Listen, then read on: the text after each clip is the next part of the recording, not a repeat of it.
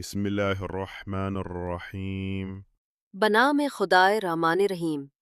سورہ آل عمران۔ اس سورہ میں ایک مقام پر آل عمران کا ذکر آیا ہے، اس وجہ سے سورہ کا یہی نام قرار دے دیا گیا۔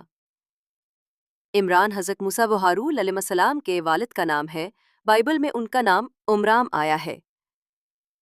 ہجرت کے بعد مدینے کی نو تشکیل شدہ چھوٹی سی ریاست کو درپیش مشکلات اور اس کی بے سر و سامانی کے ماحول میں یہ سورہ نازل ہوا۔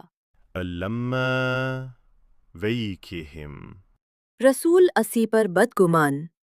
ید الف لام میم، اللہ لا الہ الا هو الحی القیوم۔ اللہ وہ ذات ہے جس کے سوا کوئی لائق عبادت نہیں، جو زندہ اور کائنات کا زبردست نگہدار ہے۔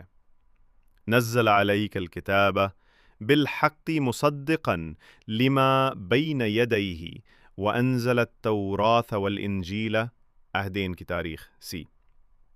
اس نے حق پر مبنی ایک کتاب رسول آپ پر نازل کی جو سابقہ کتابوں کی تصدیق کرنے والی ہے، اور اس نے توریت و انجیل کو نازل کیا۔ تیم عہدین کتاب دوم۔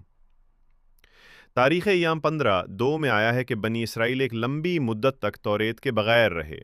علامہ بلاغی الہدی الی دین المصطفیٰ میں تحریر فرماتے ہیں، عہد قدیم کی زبان بابل کی اسیری تک عبرانی تھی، اور بابل کی اسیری کے بعد ان کتابوں میں سے بعض کلدانی زبان میں تھیں جو کہ بابل کی زبان ہے۔ بعد میں یہود کے 72 دانشوروں نے 283 یا 285 یا 287 قبل مسیح میں یونانی زبان میں ترجمہ کیا۔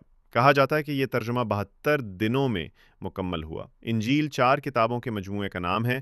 انجیل متی حضرت مسیح علیہ السلام کے 23 سال بعد ترتیب پائی۔